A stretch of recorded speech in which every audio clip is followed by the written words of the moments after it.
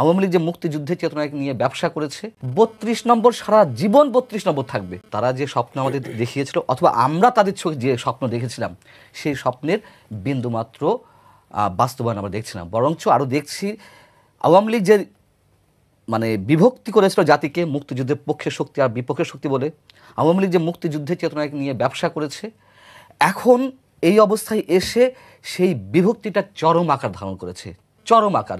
আমাদের তো আর কিছু রইল না সামনে।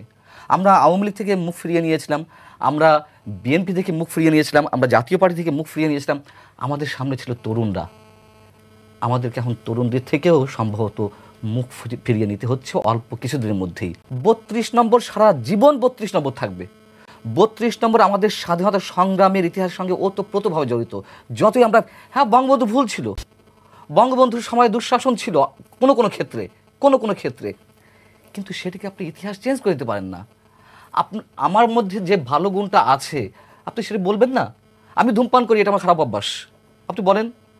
আমি অন্য কোনো আমি মিথ্যা বলি, এটা আমার খারাপ অভ্যাস, বলেন। কিন্তু আমি যে আমার তো ভালো কিছু অভ্যাস থাকতে পারে, সেটা আপনি বলবেন না। আমি মিথ্যা বলার কারণে আমার সব কিছু ধ্বংস হয়ে যাবে, নষ্ট হয়ে যাবে।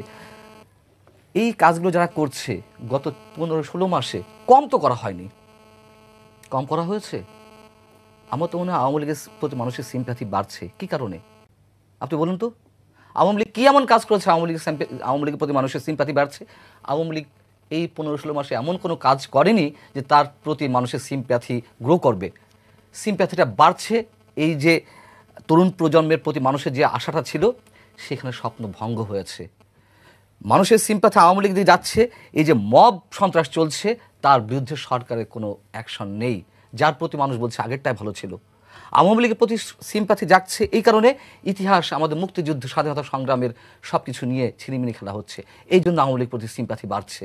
এটা তো হওয়ার কথা ছিল না।